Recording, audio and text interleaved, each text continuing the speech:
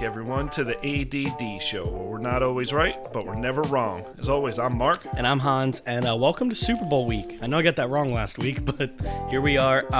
We have Nate joining us once again to talk Super Bowl matchup, the crazy trade between the LA Rams and the Detroit Lions, and does that trade raise the value of other quarterbacks like Deshaun Watson and many others? And with that, Mark, how are you today? I'm good.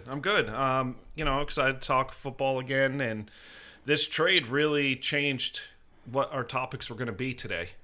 Usually we were just planning on talking about Super Bowl, but I really wanted to dive deep into this trade, and then talk about how it's going to affect the market of a lot of players. Mm-hmm. But that being said, Nate, how's it going? I'm doing well, fellas. How are you guys doing? We're good. Weather treating you well over there? Lots of snow, which means lots of work for me, so I'll never turn down money. There you go. So this morning, I went and I did a deep dive into records, yards, things like that. And then I did, since it's only 5 years to 12 years, I did projections for Goff for his 12-year mark if he makes it that long. Mm-hmm. So Stafford, playing on the Lions his whole career, 74, 90, and 1. Not very good, but, he has 38 game-winning drives, though. So half of his wins are game-winning drives. So you realistically could say half of their wins in his career are because of him. Easily. Yeah. Okay. 4,500 yards, 282 touchdowns, 144 interceptions. 45,000 yards, right? 45,000 yards, yes. Goff, in his first 5 years, is 42-27, 18,000 yards, 107 touchdowns, 55 interceptions, and 8 game-winning drives. When I projected it out, I did 8 and 8. I did 8, averaging 8 wins, 8 losses for Detroit. So that's how I average it, the wins and losses anyways. That makes them 98 and 83. 36,000 plus yards, 247 touchdowns, and 132 interceptions. He only has 8 game-winning drives, so that would be 15 game-winning drives on his career.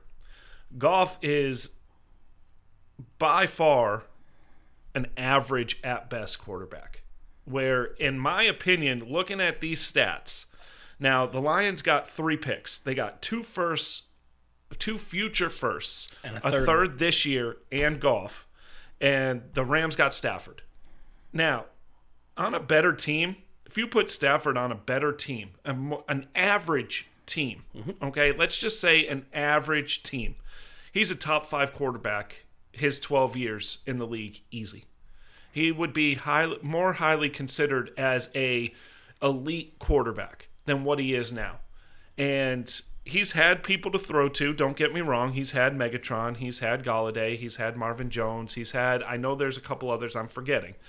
But at the same time, you're going to see that Stafford is the reason why Golladay is a name. Marvin Jones was average at best before he went to Detroit. He had 1 good season, I believe, for the Bengals, surprisingly. And then he goes to Detroit, and he's average, and then all of a sudden he explodes. I'm going to say that it's, Stafford makes people better. And Goff is going to go to a Lions team that isn't going to have Golladay, that isn't going to have Marvin Jones. You're not going to have anybody to throw to except for Hawkinson. You do have Swift coming out of the backfield. They're going to go young. But Goff's contract is ridiculous.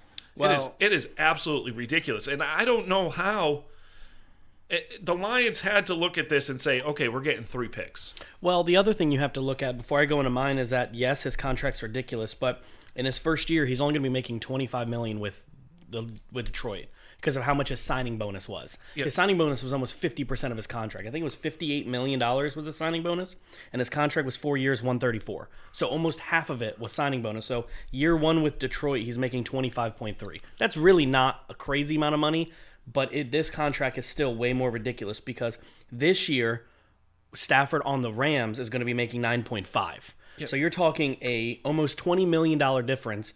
And in 2 years, you can cut Matthew Stafford. He'll be a free agent in 2 years, whereas you've got Goff locked up for 4 years because he had 1 year left on his deal. So this is when his deal's starting, is this year technically. Right. But the signing bonus, I believe, Nate would probably know this better than me. I believe the signing bonus was paid by the Rams. So I think it's just the contract left, which, again, that's a lot of money. I'm going to say one quick thing real fast, and I'll let Nate go. It goes off what you said. You compared both quarterbacks as if 16 years of their career. Does that make sense? You doubled Goff's career. I'm going to do the same thing, but I'm going to do the first 6 years even. So, last 6 years. Excuse me, I said that wrong. Goff has 18,000 yards to Stafford's 19,000. Goff has 107 touchdowns to Stafford's 119. Goff has 55 interceptions to Stafford's 46. Goff has a 90 average QBR, and Stafford has a 97 overall QBR. Stafford's completion percentage is 65 to Goff 64. The big difference here, though, Goff is 42 and 27 in that time. Stafford is 32 and 39 and 1. So the only difference that I'm reading here and what I've looked at it all morning is the fact that I think Goff has had more around him in this time and has gotten less done. They've been to the playoffs 3 of the 4 years he was there, or 4 of the 5 years I think he was there. Stafford, only one of those years was in the playoffs. And to me, the Stafford numbers are better, and I think Stafford will do better with the Rams than Goff has. But to me, I still think both teams win this deal in a way. I think the Rams get much better with a better quarterback. That's just a better quarterback in general. Will take them farther than Goff will, because I don't think Goff's a game winner. I don't think he's that difference maker. But for the Rams, they're getting a better quarterback so they can go farther in the playoffs. But this tells me, by you giving up your capital, it tells me you still are thinking you're win now in the next 2 or 3 years. Because I don't think you're going to pay Stafford in 2 years again. Okay. Nate, I'm going to let you go, but then I have an important question to ask right after. So go ahead, Nate. Yeah, so my whole thing with this, right, is I think Matthew Stafford has been completely just disrespected his entire career. I agree. I don't think he's gotten nearly enough credit for what he's done. I mean, if you look at Jared Goff's career, he had Todd Gurley in Todd Gurley's prime. When Todd Gurley was a top 5 running back in the league, perennially, as his star running back. Matt Stafford, in his entire career, has only had a running back rush for 100 yards 12 times. In his entire career. He's been in the league 12 years. Hey, that's once a year. That's once a season. That's pretty good. That's not bad. Well, Todd Gurley used to do it once a game. Yeah. And, and the Rams have had a top 5 defense the last 4 years. Matt Stafford has never had a defense while he's there been higher than 13 in the league. He had Megatron, and he had, he made Galladay, and he got Marvin Jones, and he has Hawkinson. But I mean, if you took Stafford and Megatron and put them on any other team, that team is a Super Bowl contender most likely. I mean, with my whole thing with this trade is I don't necessarily want to say both teams won per se. Sorry about that, guys. That both teams won per se, but when it comes to this trade, right? The Lions were able to get a first round pick, which they asked for. They got a third round pick. Now, granted, the first round pick's a few years away, but then they got an additional first round pick just for taking on Jared Goff's contract. That's what the Rams wanted to do this offseason, was unload his contract somewhere, and they were able to do that in Detroit and give Detroit that extra 1 for it, because Washington offered Detroit a 1 this year and a 3 this year for Matt Stafford. Yep, and I believe Detroit, Carolina offered a 1 and a 3 or a 1 this year. They offered a 1 and a 5. A 1 and a 5. Their first round pick was the 8th overall pick. Yep. So, and LA gets a quarterback who, as you mentioned, Mark, is a gamer, is somebody who will win you a game late, is somebody who will do what it takes to win and has done what it takes to win for years and years now, and just hasn't got the credit for it. And I think that, Sean McVay made a statement after this trade. He was asked about it, and he was like, why are you giving up so much? You haven't had a first-round pick since Jared Goff, and now you're not going to have one until 2024. Why are you doing this? And he was like, my goal is not to win a trade. My goal is to win a Super Bowl. And I think if I was a Rams fan or somebody within that organization and my head coach said that after making a blockbuster trade like this, I don't think there's any way you can't back him and say, well, I mean, we got to give it a shot, right? If you're on this defense and you see this trade and you see what Stafford's done in his career, you're jacked. Oh, yeah. Like, you're jacked. You're going to be a top 5 defense, but it's not all on you. because Stafford is going to, get you down the field. He's going to get you in position. He's going to, 38 game-winning drives on a bad team. Now, again, 38 game-winning drives on a bad team. You're a bad team, so you possibly needed that. But the offense that McVay runs, he wants a guy that throws it downfield. Like it's sort of like the air raid that everybody says Arians wants to do. And Robert Woods and Cooper Kupp complement each other in that way. Cooper Kupp is best doing a 20-yard in, and Jefferson, and and then you have Woods is best running deep routes, and then you can have Higbee in the middle because he's good, and Akers is going to only get better because of this. And they have that rookie wide receiver too. So exactly. So I think overall, in the landscape of the NFC. Okay, so let's just take the whole landscape of the NFC going into next year. And we're going to deep dive into this because Nate has an interesting thing that he put out there yesterday. But the NFC constituted right now, you've got the Bucks and the Packers, both with their QBs. Okay, every other team in the NFC is a question mark. Okay, Seattle, you don't know what they're going to do and how good their defense can be. Yeah. The Cardinals, can they take that next step? And then you have the 49ers. Who's going to be their QB? Can they get them back to relevance? You have the Rams getting a top 5 QB. The Vikings, yep. And, the Vikings, what are they going to do at QB? The Bears, what are they doing at QB? The Washington, Cowboys, what are they doing at Cowboys. QB? Washington, Philly. You can go down the line in New Orleans. What are they going to do at QB? You're going down the line, and there's huge question marks on every single team in the NFC except now the Rams. Because the Rams got better at the one position they needed to get better at. Mm-hmm. And they saved money. Whereas if I'm a free agent wide receiver, do I take less money for a couple years to play on a Super Bowl contending team? Well, I nothing wrong with being a wide receiver, but they do have a pretty stacked wide receiver core. But yes, I know what you're saying. Getting that third weapon and putting Cooper Kupp in the slot where he belongs and having another person on the outside, if I'm the Rams, I go after. You have to sign one of your cornerbacks because he's a free agent. Not Ramsey, but it's the guy on the other side. Mm-hmm. I can't think of his name right now. But you said something interesting. Okay, what? You said you wanted to get them further. Okay, in the playoffs. Now, I will say this. NFC Championship game and second round of the playoffs and a Super Bowl. How much further are you expecting? You're pretty much saying Stafford is going to win them a Super Bowl.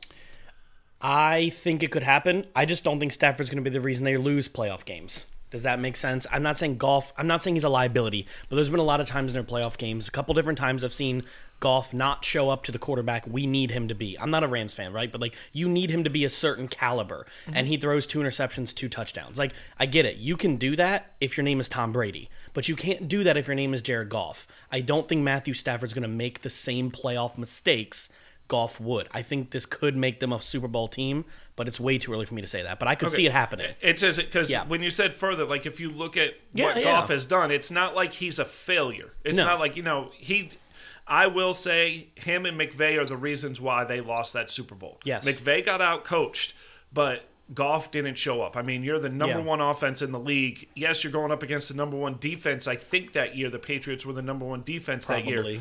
But Belichick owned you. Yep. And the Patriots didn't play well at all in that Super Bowl. And if they're going to be doing something now, and Nate can attest to this, is if you're going to do something now, if you're the Rams, now's the time. The NFC, like you said, is a giant question mark. Mm-hmm. Yes, we could, Hurts could be the quarterback, right? And Carr could go to the DC team, right? And Dak could be re-signing in Dallas. Everything could happen the way you think it may happen, right? But again, it could all change. Right. Dak Prescott could be on the DC football team. Dallas could have Derek Carr. Everything could be completely changed where this team has Matthew Stafford. Right. Green Bay is probably going to keep Aaron Rodgers. And they have Aaron Darnold. They have Ramsey. They have linebackers. So now's their chance before these other teams figure out what the hell they're doing at quarterback. Right. And so, Nate, I want you to elaborate on something you said. We're going to get into Watson and what we think Houston could get for Watson, but you said something interesting the other day, and I want you to elaborate on that. You said something along the lines of there's 18 teams that need a QB that will have different QBs or something like that in the league? So I saw this crazy stat the other day. I mean, as you guys know, I'm a huge stats guy, and there's been, I think it was 7 times in NFL history, more than 12 quarterbacks or 12 or more quarterbacks have changed teams in one offseason. The most ever was 17 or 18, I believe. And the stat was saying that based on the projections of this season with the retirements that have already happened and are going to happen, this could break the record. And they listed the teams. And you have every single team in the NFC East. Yep. You have Carolina. Now, they did list Atlanta at the time, but Atlanta has come out and said that they are sticking with Matt Ryan and Julio Jones. They will not be traded this offseason or before the season starts. Okay. But Tampa Bay's got Tom Brady, but they listed New Orleans, who you have no idea what they're going to do. Are they going to pay – or are they going to run with Taysom Hill or Jameis? You have the NFC North. Does Minnesota really want to pay Kirk Cousins again? Even though I saw a crazy stat again, he's tied for the most fourth-quarter touchdowns thrown this season with Deshaun Watson. You have Chicago. Detroit just got their quarterback with Jared Goff, but the Rams were willing to let John Wolford and Jared Goff battle it out. Is Detroit going to try to draft somebody and maybe see what they have in a competition? That's a lot of money to pay somebody to be in a competition, but they also did get a first-round pick for him. Right. You have the NFC West, which is kind of solidified except for San Francisco. But then the entire AFC, you got Pat Mahomes. Jared Allen, Baker Mayfield. The AFC is more solidified in my opinion, but you have the Raiders. But you have 3 teams in the AFC East who have no idea what they're going to do. Yep. Is Pittsburgh going to draft a quarterback behind Big Ben, who we saw fall off a cliff at the end of the season? Yep. Cincinnati has Burrow. You have Baker Mayfield, Lamar Jackson, still a question mark. They're not going to pay him. There was reports that they were talking about paying him this offseason. Now they're talking about, well, it might get done in season next year. Yep. It sounds like Baltimore's doing a lot of posturing to keep Lamar happy, but it's still trying to see what else is out there. Yes. And then Houston, Miami, like you said, Indianapolis. Jacksonville, is one of Jets. the only teams in the NFL that doesn't even have a quarterback under contract. Yeah, they don't have one on their roster, do they? Who? No, they have no That's what I'm saying, quarterback because Brissett's a free agent. Yes. They don't really have anybody. So, I mean, to me, that's crazy. And so the Lions got 2 future firsts and a third and Goff. Okay? Now, Goff is an average QB, but he's won games. He's gotten to the Super Bowl, everything. Deshaun Watson is in the prime of his career. He is better than Jared Goff. He is better by far than Jared Goff. Okay? He is getting into his prime.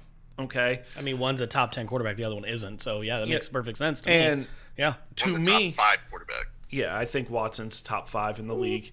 You're looking at wins and losses. I'm looking at numbers. He had nobody to throw to this year, and he put up better numbers than 90% of the NFL. I would take Deshaun Watson over Josh Allen. Yes. I would take him over Josh Allen, too. But Deshaun Watson, to me, the Houston Texans should be clapping and thanking and sending roses to the Rams. They should be like, you guys just did us a favor. Because I was originally saying 3 firsts and a player. I'm thinking they're getting more.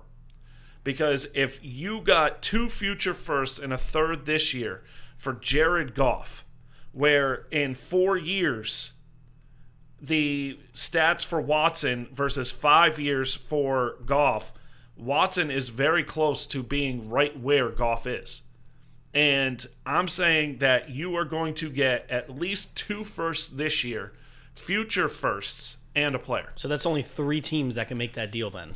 The future, the future firsts. You said 2 firsts this year. There's only 3 teams that can do that. But if somebody comes in and says, "We'll give you our first this year and 3 years of firsts," okay, I'm saying they're going to get, in my opinion, at least 4 first-round picks. Nate, question for you before you answer that: can you trade? How many years in advance can you trade firsts, like the NBA? Can you trade as many as you want?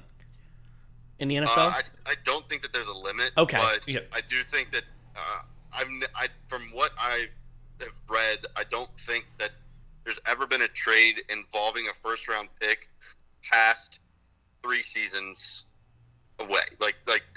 I wouldn't think that anybody would be able to or would do a trade where they would trade their 2025 or 2024 first-round pick. Yeah. That value isn't there to an NFL team. No. Right. The NBA is, you have so much more longevity in the NBA because of the way that the sport is played. Whereas in the NFL, you're looking at 2 to 3 year windows constant.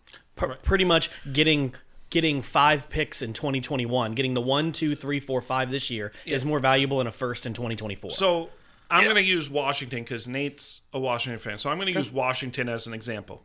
If I'm Houston and Washington calls me, I'm getting their first this year.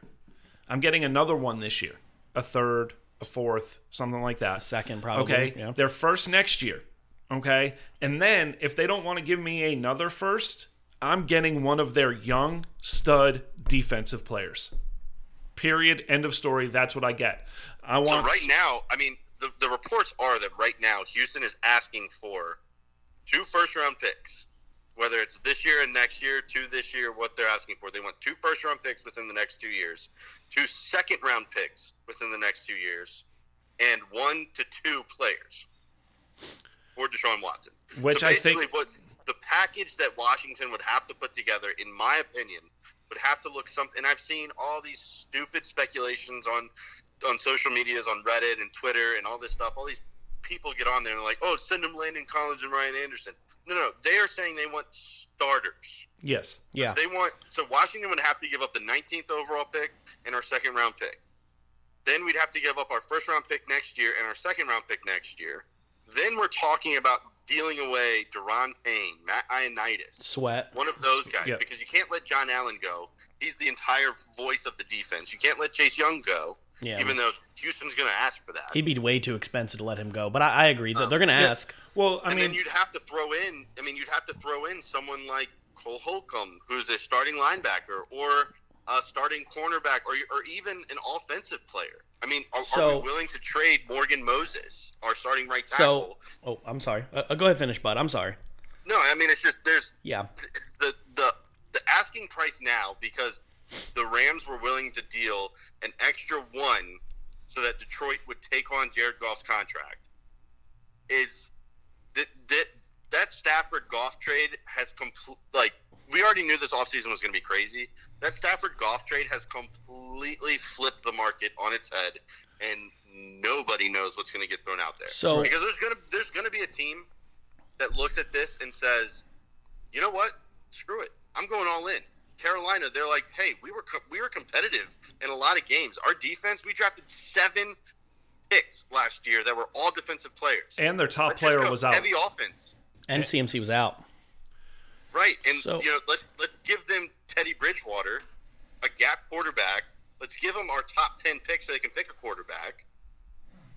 Well, let me ask you this, okay? Being a DC fan, so saying what they're going to have to give up. Let's just use DC for example. They're going to have to give up 2 2s, 2 1s, and a really good young player. That's what I know. That's what Houston's going to want, no matter who they trade it to.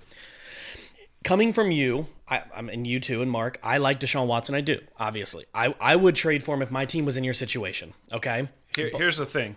You do not like Deshaun Watson. No, I do. You poop on Deshaun Watson all the time. No, I'm just saying that playoff-wise and numbers, him and Dak are identical with fourth-quarter drives. They're both top 10 quarterbacks. I knew we were going to get a Dak reference, Here we Nate. go. And look, Oh, stop it. I wasn't going to do it till you brought it up. You did that just to do that to Deshaun me. Watson has 1 less season than Dak Prescott. They both had an entire season lost to injury.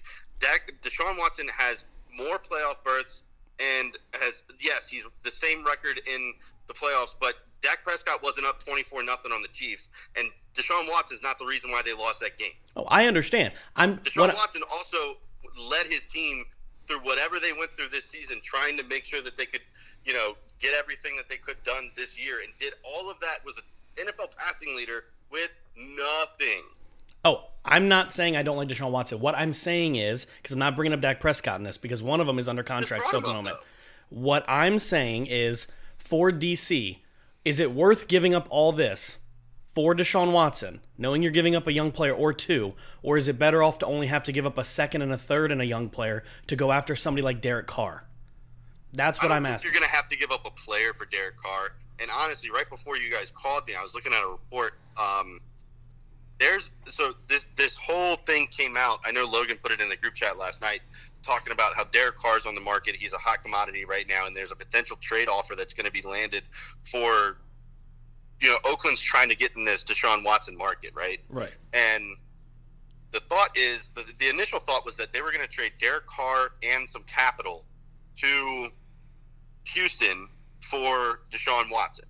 But now the talk is that Oakland doesn't have the firepower or the players that Houston wants. So now there's the potential of a 3-team trade, which is rare in the NFL, but there's the potential of a 3-team trade. And talks are that Washington's in on Carr.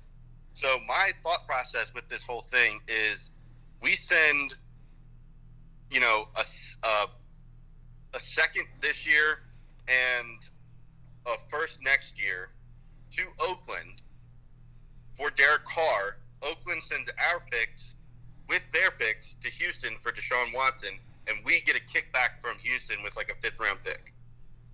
That's what I'm thinking this 3-team trade could look like. I could see that. And the reason I wanted to bring up that question is because Derek Carr, to me, reminds me a lot of Jared Goff at times. I think they're both good quarterbacks. I don't think either one of them is more spectacular than the other. But what I'm saying for somebody like DC that's young and upcoming and doing really well, the amount of money into Watson, the amount of capital you have to give up to get him, is it sometimes a little bit more worth it to try to get somebody like a Derek Carr, thinking that I think a Derek Carr could get them to the NFC Championship game with the roster y'all have. I 100% agree that Derek Carr is a good quarterback. I think he's much like Matt Stafford, hasn't gotten the respect he deserves. Yep, exactly. I mean, when they went 13-3, that team was on pace. Derek Carr was lighting it up, and they were on pace to make a deep run in the AFC playoffs before he broke his leg. Yep. And I think Derek Carr would be good. Now, Washington was in on Stafford. I mean, they put a package together and were ready to sign the paperwork. They were asking for medical information on Stafford already. Like, they were in. And once again, just like last year when they were in on Amari Cooper, they put all the ducks there and they lined everything up. Amari Cooper pulled the rug out from under him. And that's exactly what happened again this year. I don't want Washington to get desperate, but I also want them to be more aggressive than they were last year. When they missed out on Cooper, they just kind of were like, oh, we'll sign some like Dontrell Inman and Logan Thomas and J.D. McKissick. Now, granted, McKissick and Thomas turned out to be great stories, but we didn't know that at the time. I'd much rather see them be more aggressive. Yeah, I'm Washington looking at the talent that we have, okay? We're the 3rd youngest team in the NFL. We have a lot of guys that are not on big contracts right now. I personally think if you can put a package together that entices Houston, I would do it. Yeah. And the players I'm not giving up are named Chase Young, John Allen, and Terry McLaurin. It's sort of like you're almost in, if you're Washington, you're almost in win now. And that's why I say yes to giving up my ones this year and my one next year. Because who can you draft? Like, yes, you need wide receivers. Yes, you need this. Yes, you need this. But you also have the 5th most cap space in the NFL. Right, that's what I was going to say. Like, if you go out and you get Deshaun Watson and you gave up 2 2s and 2 1s the next 2 years plus a player, the free agents that will technically want to come to DC is big. Yeah. Now, I will say this. The Dolphins reportedly have this to offer and have, if they're in on Watson, this is what I would take if I was Houston. I wouldn't take future. I would take, they have offered the 3 firsts this year, Xavier Howard and Tua. Oh, take it in a heartbeat if you're Houston. Now, that's 100%. And I don't know what Miami's infatuation with trying to trade Xavier Howard is, but they tried to trade him this past season. Yep. And they had 9 interceptions. Yeah, and so it's almost like you're competing with that, or you're competing with the Jets who can give up. If I'm Houston, I would take that without Xavier Howard. No offense. But see, the problem with that deal is, does Deshaun want to go there? Deshaun has a no trade clause in his contract. Right. which means he is ultimately going to pick his own destination. Yes, but at the same time, and I mean, with the disgruntledness of the way he feels to Houston, he's not going to say, yeah, I'll let you get the best deal available for me.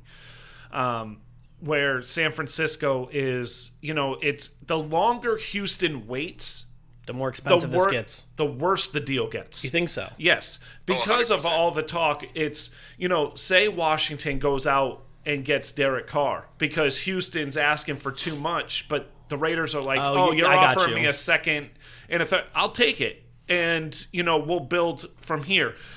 The 49ers go after Kirk Cousins and get Kirk Cousins. Indianapolis does their thing. And all of a sudden, all these pieces are falling into place. Houston is then stuck.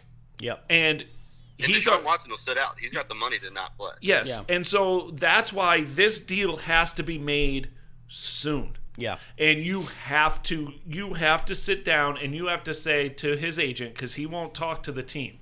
You have to say to his agent, hey, this is the deal for this team. This is the deal for this team. We want to get this done now. We want to, help us out here. We want him to be happy, and we want to be happy. Let's move on. Let's move on. Let's make it cordial, and let's move on. But I feel, especially since this Stafford deal went down, you have to make this deal soon. Yeah. Because once everything else starts falling into place, and I'll even put Dak in there, because Dak has now, in my opinion, Dallas all of a sudden has the winning hand again. Because he can't be he's not an unrestricted free agent. So he can't go talk to other teams. So Dallas can say, okay, we're going to try to negotiate with you, and we're going to put you on the franchise tag again. So right there, Dak's like, okay, I'm going to make the money. I'm going to be in Dallas, but they're not giving me a contract. But then next year, there's not going to be very many teams looking for a quarterback because all these quarterbacks are going to be all of a sudden in new places. Yeah. So I've said it for months that, again, with the Dallas situation, is that Dallas has the upper hand this whole time. It's been in their hands from the beginning, and this is not a good thing about him being on the franchise tag is, yes, we can sign him to a new one right now. We can also sign him to a long-term deal, but he can't go talk to other teams. Right. So right now he's like, man, let's say Dak's like, man, I wish I could have gotten traded like Watson's about to do. You can't. So you're in a situation where, let's say you play on the franchise tag, just like you said, Mark. Well, next year, if you think about it, a lot of these teams are kind of solidified with their starters. Right. I'm only looking at, when I looked at it this morning, 4 or 5 teams may be needing a quarterback possibly next year. Next year, yes. And that's not a whole lot. So this is the time where if Dak was a free agent, this is the time when him and Watson are both going to be huge. One's going to get a lot of money. The other one's going to get traded with a lot of capital. Yeah. So to me, this whole thing is interesting. Like, just imagine a situation where every team that has their starter now that ended their season as a starter are all going to be on different teams. Just it's mind blowing to me. Yeah. I think if I'm Houston, you have to get a deal done before free agency opens up. Yes. Because that getting the deal done, you're going to have your capital. You're going to know where you sit. You're going to know what your cap is. Because right now they're in cap limbo because they don't know. Right. Because they don't know how much they're going to have to pay Deshaun Watson before they trade him. Exactly. Yeah. Until they trade him. And if they can trade him now, they're not going to have that massive cap hit, that dead cap hit. Whereas if they trade him once free agency starts, that cap hit's going to hurt them when they're trying to get people to come play there. The only thing they don't want to. The one thing I wanted to say before we move into the next topic was that I like this time of year, all the moves that are about to happen, and I wanted to bring back up DC real quick because if I'm DC, and you made a good point the other day, Nate. I think you said it like in a sad kind of way. Is that there's also that chance that DC is one of those teams that just ends up making the wrong decision, or they end up just bringing in like an old vet, and it doesn't work out. But this is an opportunity where, as a non-biased fan here, Watson or Carr would really help that team. Mm-hmm. And and honestly, even though I'm a Dallas fan, I can't wait to see what they do because it's just going to make the whole NFC East that much more competitive. I can't wait. Personally, for me, it's nothing against Watson. It's that if I was a DC fan, I like Deshaun Watson. I would like to have him on my team. But let's say the market goes up to 3 firsts. That's a lot to offer up for any player. Mm-hmm. That it's almost, I'd rather just give up 1 first for a Derek Carr over my whole entire future like the Rams have been doing. But if you do that, that's just telling me DC thinks they are where they are. They think they're a playoff winning team. They think they're a Super Bowl winning team. I just don't know if Miami gets involved with DC DC's going to win that deal over Miami because Miami has a lot more to give up. So I think the this. thing is, like you said, like Washington's close. And Yeah, they are. They have to land a quarterback that's going to entice a free agent wide receiver to come here because Terry McLaurin cannot do it on its own. No, he can't. We have the 19th pick. We are literally in like the worst spot in the draft. Yep. Being between 13 and 20, 25, that's the worst spot in the draft. Being at the back end of the first round, you at least get to reach for somebody, but say that you reach for somebody so that you could have that fifth-year option. Here, you're just kind of like, I don't know, like, sure. And, I have no problem giving up the 19th pick to make sure that we get a quarterback that entices an Allen Robinson to want to come here because we need that other wide receiver. We're so close. I mean, we were 7-9 this year, and we lost 5 games within one score. We took the Super Bowl, the NFC champion Super Bowl attending Buccaneers to the wire. But with a fourth-string quarterback who was taking finals 2 weeks earlier. I understand what Christian is saying, and to your point of what you just sort of asked is, yes, I give up my future picks. I give up my future. If I'm only giving up picks and not like the top tier of my defense players, I do it because that's the difference in, and I'll even say if you can get Watson, he's winning your double-digit wins. You're at least a 10-win team, 11-win team. And in my opinion, that is worth it because you do have this young talent. And your young talent is you have fifth-year options on a lot of the defense that you have. You're not paying them for 3-4 years right now. And you have Watson and you have a boatload of money to get free agents where you've seen what you can do. And all you need is somebody that can get you where your defense isn't on the field more than 50% of the time. So yes, I give up my future. Okay. I wouldn't be mad if they did that, right? Let me rebuttal it backwards and let Nate answer this too. I don't know, Nate might know this off the top of his head, the cap hit versus Deshaun Watson versus Derek Carr.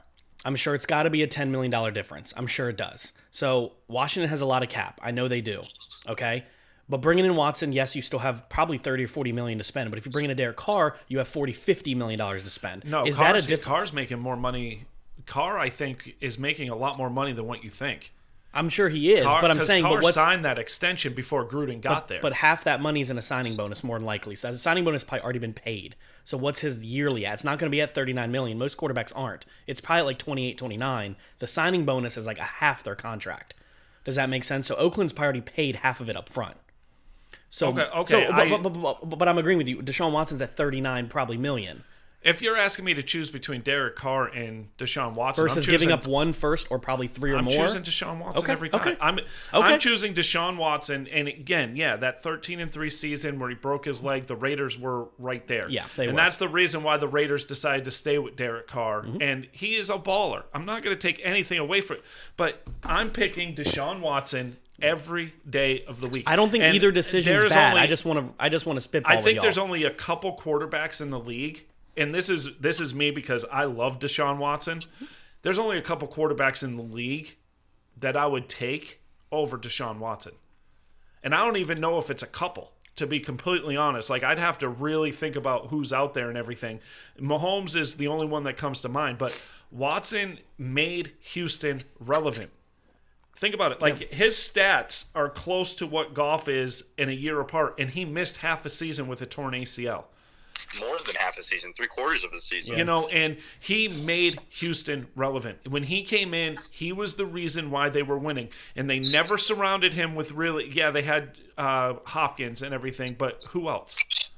Who else? I can't, they had, 2 years they had Cobb, right? For 2 years they Randall Cobb down there. Well, no, that was the first year was this year. Oh, well, I guess it was his first year because he was with Dallas 2 years ago. He doesn't really count. I'm trying to. So they had somebody else there. What I'm saying is if you can surround Kenny him, Stills. Doesn't really count.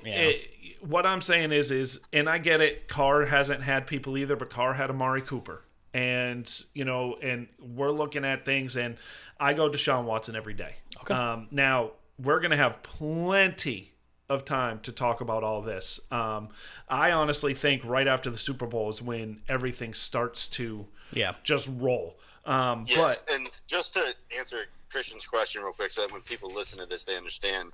So Deshaun Watson signed a 4-year extension this offseason, correct? His rookie deal. So when you sign a 4-year extension on top of a rookie deal, the 5th-year option is included in your contract now. Your 5th-year option becomes it automatically gets picked up when you sign a rookie extension. Okay. So Deshaun Watson's cap hit next year is the most expensive cap hit he's hit because it is his 5th-year option, but his cap hit is only $15.9 million. His cap hit next year, though, is $40 million. And then he has a $42 million, and then it dropped down to $37 and $32. So that's a lot of money. His contract. He had a front-loaded contract. Yeah, it was front-loaded. Oh, I know. And so Derek Carr, for example, he has like a $26 million cap hit, and then it drops down to like an $18 million cap hit. But then he only has 2 years left on his deal. Yeah. So that's the other thing you have to think about when trading for a quarterback like that. How quick is your window? What are you looking at? Derek Carr's 30, whereas Deshaun Watson's 25. And it's a $20 million cap difference. And when it comes to this trade, just to finalize this conversation, I would make the deal knowing that I can give up a couple defensive pieces on my top 5 defense because I'm getting a quarterback that can now help out my defense. You've never had a quarterback that can bail out the defense. And if you have a top 5 defense and you get rid of 2 key players on that defense, you can make up for that with a better offense that can keep your defense off the field. So there's a lot of different variables and factors that go into this that a lot of times people don't think about when they're trying to just make these hypothetical trade proposals. And I just personally think that if everything lined up, there's no reason I would not pull the trigger on a Deshaun Watson trade. Understandable. I don't think either decision's wrong. I just wanted to spitball. See what y'all think because again, the cap is a difference. The amount of picks you're giving up. For me, I'm just a different type of fan where I would much rather go for the quarterback that's a little not as good, but for me, the amount of money they're going to give up, picks any team's going to give up sounds like Patrick Mahomes money, who's actually won something. That's the problem with me is I like Deshaun Watson. I don't hate him. He's just reminds me a lot of Dak in a way where they haven't won anything. Deshaun Watson didn't run into Patrick Mahomes last year in the playoffs. I understand that. Up 24-0. But so I think that last year, if he didn't run into Patrick Mahomes, I think if Houston lines up and plays Tennessee last year instead of Kansas City in the divisional round, they beat Tennessee and make it to the AFC Championship game. Yeah, and he's going to have to hit Mahomes again. That's the thing. Is nothing against him. But the thing is the way I look at it is you sometimes, and I don't want to go down a rabbit hole here, but you compare Watson and Dak. I said Goff too, yeah. But yet, Dak is the reason why Dallas is going to make the Super Bowl, and Watson is Watson. You're not going to make a Super Bowl. So sometimes I don't get it. We're going to have to deep dive into this because. It doesn't make sense to me sometimes when you say that because you say Dak is going to lead Dallas to the Super Bowl, but yet you say Watson, they're the same, and Watson's not going to get you to the Super Bowl. No, I think Watson will get you to the Super Bowl. I just don't think any quarterback's worth that much draft capital. I don't think he is. For a team that's close? It's the most important position on the field. Well, I think for a team that's close, yes. Well, Washington's close. 100 times out of 100. Washington right now isn't in rebuild. I understand. So you're taking you're like, well, what about these picks? What about them? I know for a fact I'm one position away from being technically in the NFC Championship game, and I am making that deal. Nothing against it. Yeah, nothing against it. So if Washington makes it, good for them. I'm happy for them. That's good. It'll make them a lot better. But so now, I mean. Real reason why we should have a podcast and talk football is because it's the Super Bowl. Yeah. And I think this is a great matchup. Yep. I think this is a football fans' dream matchup. Okay. Yeah. We talked about the quarterback matchups last week and everything, but I'm thinking deeper into it this week where I'm thinking a top 5 defense versus a top offense. I'm thinking, you have studs that can hang with, in the game that they played, everybody's like, can they stop Tyreek Hill? I don't know. They only lost by 3 last time. Yeah. And I'm going to reiterate what I've been saying all year. And to beat Kansas City, you have to play perfect offensive football. Mm-hmm. Okay? And your defense can give up points, but so is Kansas City's. And I think if Brady makes mistakes or they fumble or they throw interceptions, Kansas City wins. I'm going right now. I am picking Tampa Bay to win the Super Bowl. I think it's going to be close. I just think, and it's not because of Brady. It's not because of that offense. It's because of the defense. I think that defense has gotten better. And I think that defense is going to get after Mahomes. I think they're going to play. I think they've learned from that first meeting. And I think they're going to really make it tough for Mahomes to play. And I think it's going to be a close game. I'm not good at predicting scores, but I'm going to go same score that it was in the regular season, just opposite, 27-24 with Tampa Bay winning and their defense coming through in the clutch. Okay. I'm going to go, and then I'll let Nate finish it off since he's our guest. Let him have more of the time at the end. I have a couple things written down. I did a lot of reading last night into this. I'm going to go down my list of just stuff I wrote down, okay? Patrick Mahomes, I have him right now. I'm looking up. He's 21-4 on the road, okay? And he averages 38 points a game per game, and he averages 32 while he's on the road. 8-0 this year. To stop Patrick Mahomes, that's the thing. You have to be able to stop his pass. Something Tampa Bay has not been very good at this year. He's been good, but they've been number one at stopping the run. But they haven't been top 10 many games stopping the pass, which has been a problem. Last time they played, Tyreek Hill at 200 yards in the first quarter. Now, again, that's weeks ago. Things have changed. I'm not trying to bring up that game, but it is relevant. That game has a lot to do with this game. Oh, yeah. Whether it's been 10 weeks or not, it does have a lot to do with it. But that's what I was going to get into next, was that Eric Fisher's not going to be in this game, so that is going to make a difference. But the other side isn't going to be in the game either. So this is the thing you said, you got to get to Patrick Mahomes. Unfortunately, when he's under pressure, he's the first-ranked quarterback in history to make passes. You can't get to the guy. He reminds me of Lamar Jackson with an arm. I'm not saying he runs like that, but he just gets out of the pocket really well. He's really hard to take down. And here's the other one.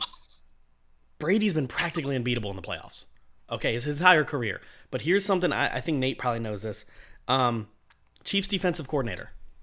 I always get his name wrong, but Steve Spagnuolo, is that how you pronounce his name? Yeah, Spagnuolo. Is pretty good against Tom Brady as a defensive coordinator. Was with the Giants when they beat him 16-0. Yeah, please don't compare that Giant number one dirtiest I'm just defense saying. those 2 years. I'm just saying. Versus the Chiefs defense right now. It was the players that you had on that team. But the Chiefs defense is top 10 right now. They're not bad. But they don't get after the quarterback. I understand that. But what I'm saying is whether or not this man's seen their Tom Brady before. And he's beaten Tom Brady before. Whether it was 10 years ago or not, that's important to remember.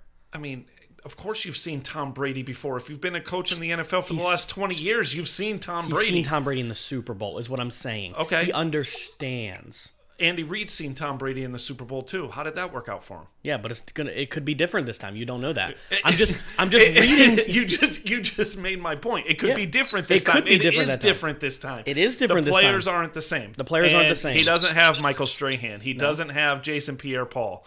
Actually, Jason Pierre-Paul's on the other side of the other side.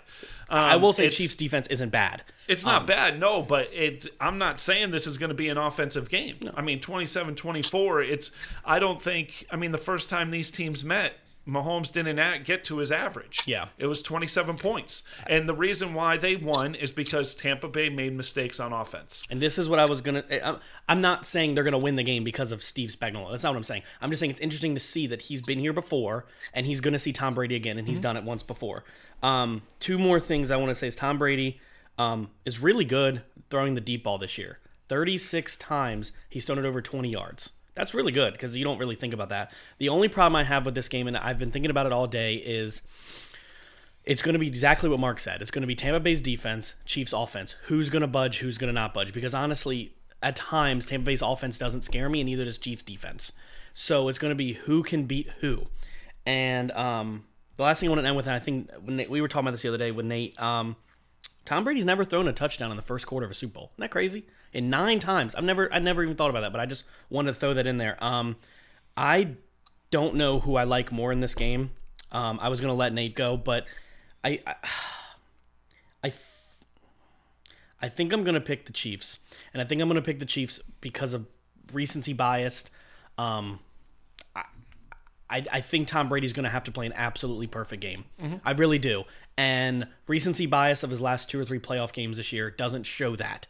And if Brady comes out and he's up 3 touchdowns, no interceptions by halftime, Chiefs aren't going to win this game. That's just me. Tom Brady's got to be the GOAT in this game because I just think the younger quarterback on the other sideline is playing everything Brady used to be. Does that make sense? Just in his prime, a lot better.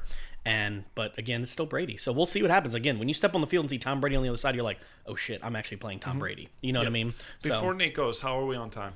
We're good. We have time. Okay, because I want to bring something up interesting after Nate goes through this. So go ahead, Nate. So here's my weird stat since you guys threw them out there.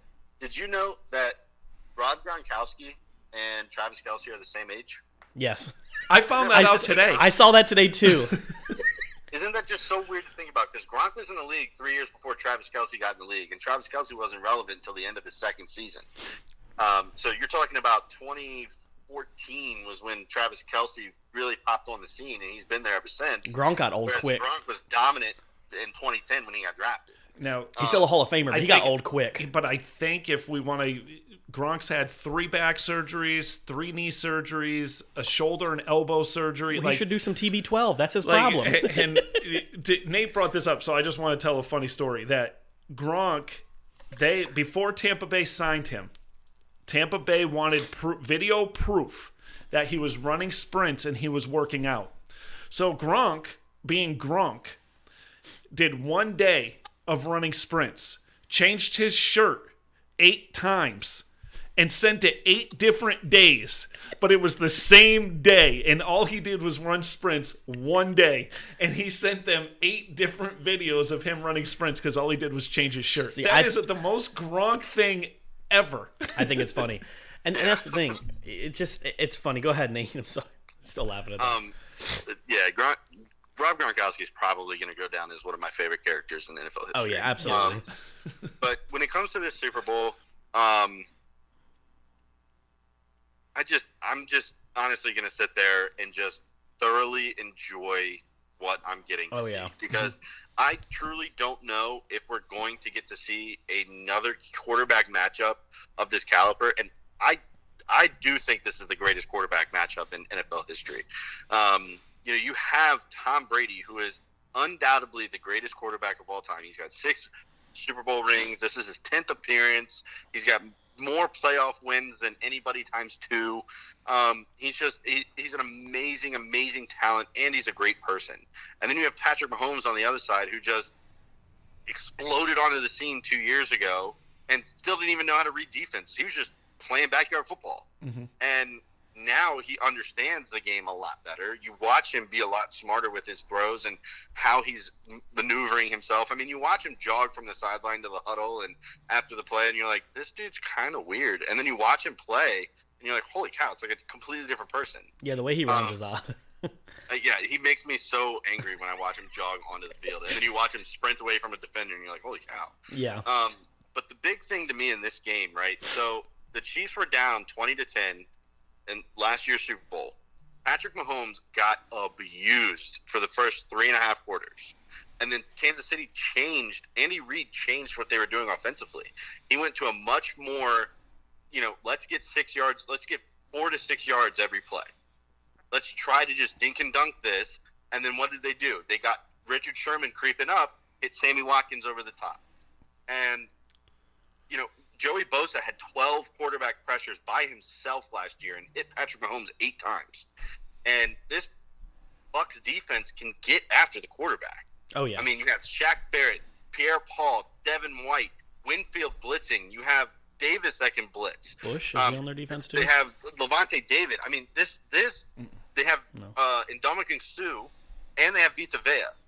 So the Chiefs already can't run the ball. And now you're gonna just sit Mahomes back there and hope that he doesn't die.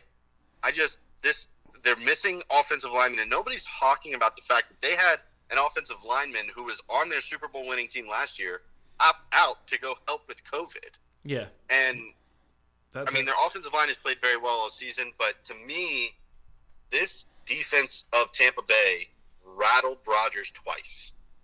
And Rodgers is one of the greatest quarterbacks of all time. And I think that if they can get constant pressure on Patrick Mahomes, when he's under pressure, looks for 2 people, Travis Kelce and Tyreek Hill. Yep. And if they're unavailable, then I think this game could be a lot more interesting than people think. I do think that you are going to have to play good defense. The thing is that, the Chiefs run a very zone defense. That's why they don't get a lot of quarterback pressure. Tom Brady picks apart a zone. Oh, yeah. To beat Tom Brady, you got to play man coverage. And this Super Bowl is going to be incredible to me. I personally want to see Tom Brady win it again, just so he can say I have more than Jordan. Nobody's ever going to touch me.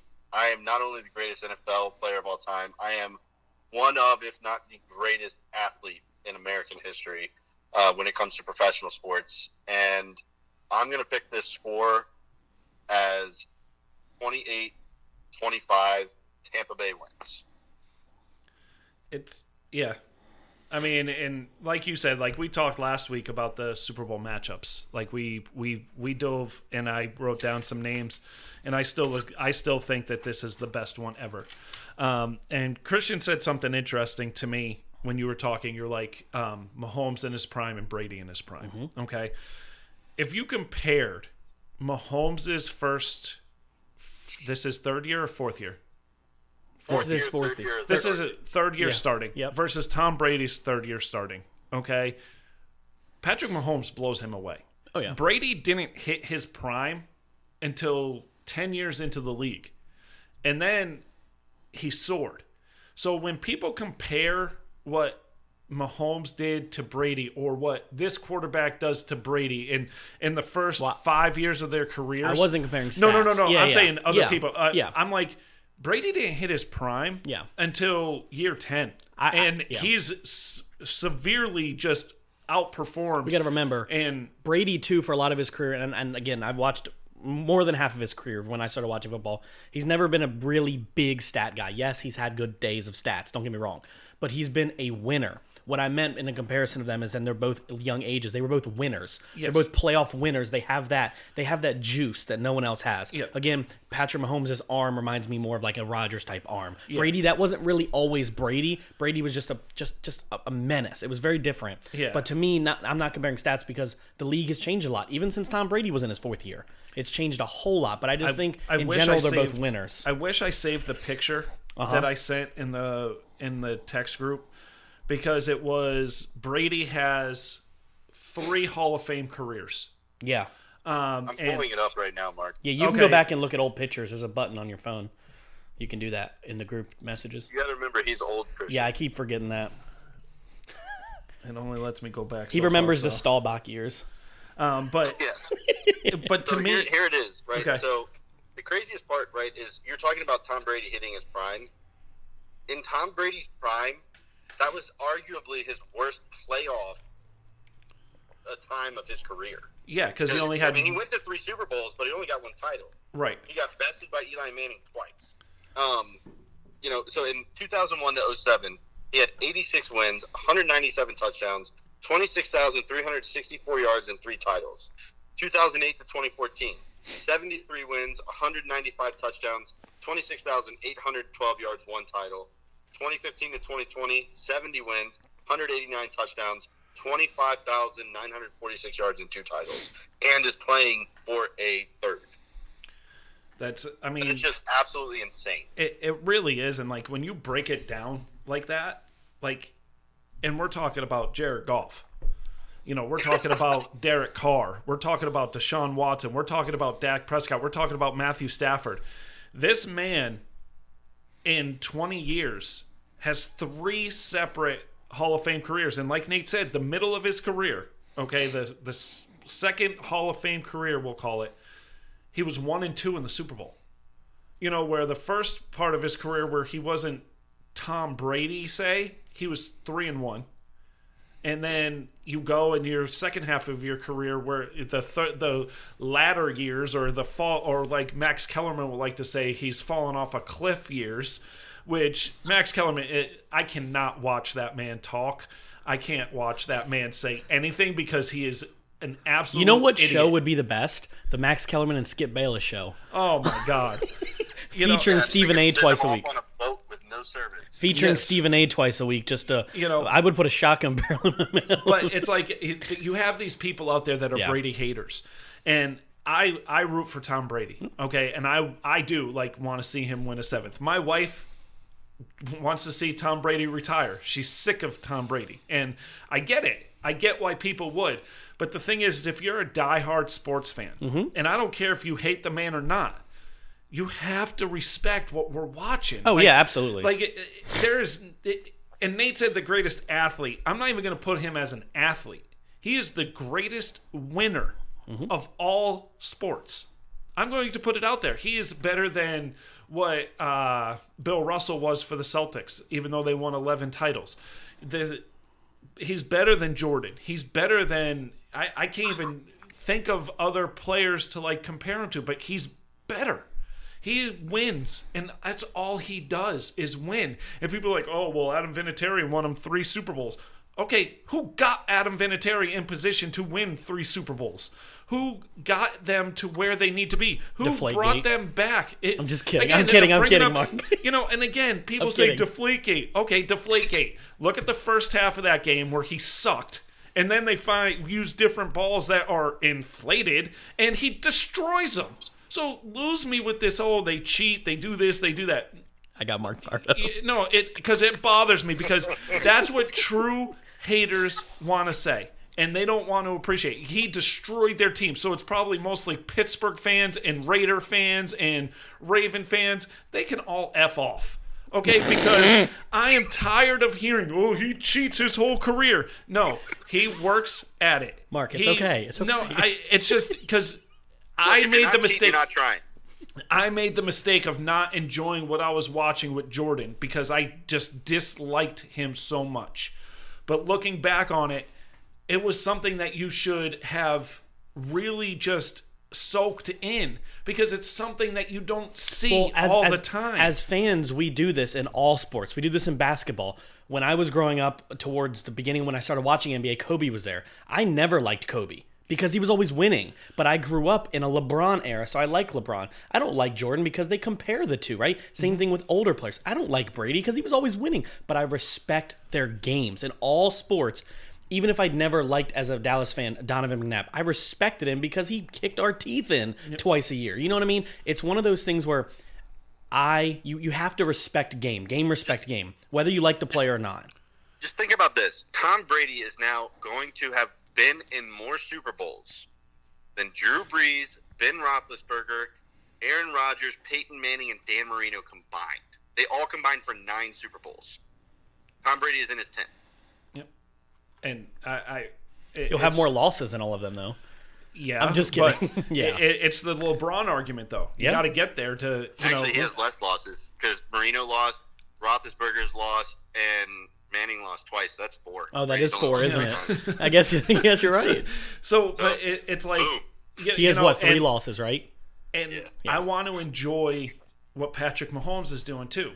Yeah. And I'm not going to compare the two because Mahomes is different. Like Mahomes steps on the field, and I don't care if it's like last year 24-0, 11-0 this or 9-0. You have Patrick Mahomes, and you hiccup, and they're back in the game. Can I want to ask a little question here. It goes on topic of what we said. It just dawned into my head. Do you think in the career of Patrick Mahomes, he's going to end up getting the disrespect? I can see it already from Ravens fans and stuff, but the disrespect that Tom Brady got? Or do you think that just Patrick Mahomes seems more relatable, like a friend? He's on more commercials. He has a more friendlier tone to his voice, whereas Brady's all about work. Brady's work. Remember though, it's a completely different time. When Brady was becoming a quarterback, smartphones weren't even a thing until 2009, 2010. So most of Tom Brady's career, he wasn't in the limelight the way that, Facebook and Twitter and all of this stuff didn't really exist. And I think that is playing more into this generation that's becoming sports fans.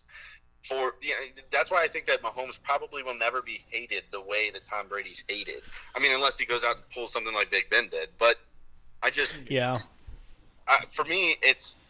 Tom Brady was hated because he was great. Yeah. And I'm never one of those people that hates people because they're great. I hate people because of your character. I hate how you win and lose. And people want to say Brady's a sore loser. No, he's a competitor. Yeah. Every time he's lost, He's called the court. Like, he talks to Eli Manning on the phone. Yeah. And Manning's like, I don't even bring up the games that we played against each other. He does. Yeah. Like, he's still upset about it, but he still congratulates me on the accomplishments that I had. Yep. And that's, to me, that's what I try to teach as a wrestling coach to my kids. It's like, look, you have to win and lose with dignity. And you can be pissed off and upset after a loss and not want to shake the other person's hand and not want to shake the other coach's hand, but you're going to go find them and you're going to tell them, good job. Yeah. That was a great match. Yep. I appreciate what you did. And you have to learn from those mistakes. And that's what a lot of these people don't do, you know? And one of the things that is Mahomes says is something that almost changed the way he looked at his career. Mahomes said after they lost the AFC Championship game, a guy came up to him and said, "Hey, Brady wants to talk to you for a second." And he's like, "Dude just won the AFC Championship game, and he's not celebrating with his team, and he's going to come talk to me." And Brady said to him, "You're right there. You're good. You're it. Like, don't put your head down. Like, keep working. You're going to get there. You're there." And for me, like, I think Brady likes to do that with the young quarterbacks, especially the ones that he sees potential in. And he never gets the credit. Like Nate says, nobody ever talks about what he does after the game. It's, Brady ran off the field and didn't shake the quarterback's hand. But they didn't say, but he showed up on the field afterwards when everybody's changed and all the cameras are gone and say, congratulations, hey, good luck, blah, blah, blah. Like, nobody ever talks about that. To answer Christian's question, if he keeps winning, he will earn haters. And they will say, let's see what he does without Kelsey. Let's see what he does without Tyreek Hill. Let's say you're going to get those people that, and again, it's the people that he beats consistently. I'm sorry, we all say it. Raider fans, Steeler fans, and Raven fans are the worst. Okay? I mean, they're almost all as bad as Cowboy fans, but they're not there yet. Mm-hmm. Sure. But mm-hmm. It's... And those are the most boisterous fans, too. They're going to talk the most. Yeah, I mean, fans that do talk the most, but I can tell you, a lot of the fan bases, no matter what, are all diehard fans, and they will argue any other team till the day they're dead. Oh, yeah. It'll never end. Fan bases are annoying. They are. They really are. But, I mean, unless you're perennial losers like Detroit, Cincinnati, and, Cleveland fans have come out of the woodwork as... They have a right to be excited. I think Cleveland has a right to talk crap for like a year. We should just all take it and just let it happen. Because they're going to be terrible again. Yes. Give them their 3 years, they'll be terrible again. Bills fans are another good one. Yes. They finally get some... I let them talk. They're allowed. I know Bills fans. They have a right to talk. They went to 4 straight Super Bowls and didn't come close to winning any of them. Yeah. That's true. It's... They hadn't won a playoff game since O.J. Simpson till last year. No, wasn't it crazy? Did they make it back to? O.J. Simpson was the 70s, man. No, what was who was? They went to 4 straight Super Bowls in the 90s. No, there was a stat since O.J. played. I can't remember what it was. Was maybe never won a Super Bowl since he left. I don't know what it was. I'll have to. Never won one before. Yeah, I know, but there was a stat they said that since OJ did his BS, something had never happened in the Bills ever since. Oh, like his murder stuff Yeah. or his playing career? His murder stuff. Oh yeah, they didn't win a playoff game until last year. That's what I meant. Yeah. They hadn't won since So, his. That's. I'm okay. sorry, I said that I wrong. thought you meant his playing career. No, I was no, like, no. Jesus, like they went to 4 straight Super Bowls. No, I meant like when he did his murder thing, it left a really bad stain, and they just haven't been relevant ever since. Yeah, so They have a reason to be excited. But I mean, overall, like Nate, I'm hoping it's a good game. Me too. I'm thinking it's going to be a great game. I'm thinking that we are going to think back on this game for years to come saying we got to witness this. And I'm excited for it, and I just don't want to blow out. Even though I'm a Brady fan and I want Brady to win, I don't want the Bucs to blow him out. I want a good game. I want to see the last thing I want to see. I want to be sitting on the edge of my seat watching the last drive. Yeah. Yes. I don't want to see at halftime Brady down 21 points with 3 interceptions. Or Patrick Mahomes. Yeah. I don't want to see, and I mean this with respect, against the Tom Brady argument. I don't want to see that from Brady. Does that make sense? Because he is the one about to retire in the next few years. He's the one at the top of the peak. He's the one I don't want to. I don't want to see him pull the Breeze. I don't want to see him pull the Roethlisberger. You have to remember the competitor you're talking about. They were down 28-3 to the Falcons, and everybody was like, "This is the worst Super Bowl I've ever seen." And Tom Brady said, "Hold my beer. Yeah, I'm not done." And it became the best Super Bowl. Well, no. But what I'm saying is Yes, that's just not what I want to understand. see, because Yeah. I think this year's a little bit different, because I think he can make a comeback like that, but this is the team that does the comebacks like that they're playing. Falcons and Chiefs are not, again, I don't think of them as the same team in a way. It's hard to come back against the Chiefs because Yes. that means you have to stop the Chiefs from scoring. That's the thing. And I just wouldn't want to see a moment where in this game, like in that game, Brady never put his head down, okay? Right. Because I think he knew the competitor he's playing against in the Falcons. This one's different in a way that I don't want to see him losing, and he's thrown 3 interceptions or 2 interceptions or had a fumble, and he just got his head down on the bench. I don't want to see him end his career like that, like Roethlisberger's probably going to do, like Breeze did. Nobody wants to see that. I mean, Manning won a Super Bowl, but that was an ugly Super Bowl. That was an ugly Super Bowl. Yeah. That wasn't pretty at all. But I mean, again, Nate, thank you for coming on. Absolutely, man. We're going to have you on a lot, I hope, talking about free agency, draft, and just the craziness that's going to be happening in the NFL. That's But my specialty, man. So Yeah. I'm looking forward to it. yeah, and I'm really looking forward to this Super Bowl. Stay safe out there with all the snow, and enjoy the Super Bowl. And we'll talk to you soon. Awesome. Thank you guys for having me. I look forward to being on again in the future. Yeah, man, All right. absolutely. Have a good one. All righty, you two guys. See ya, bud. Well, that was Nate once again with us, guys. We love having Nate on. Yep. Good old Nate Schefter with all the good information. So Yeah. hopefully everybody who hears this will hear it before the Super Bowl. Everybody stay safe. Eat a lot of food. If you're in the Northeast area, enjoy the snow. Yeah. Other than that, enjoy the rest of your day, guys. Yeah. Anything? Have a good weekend, guys. Enjoy the Super Bowl, and we'll talk to you soon. See you guys.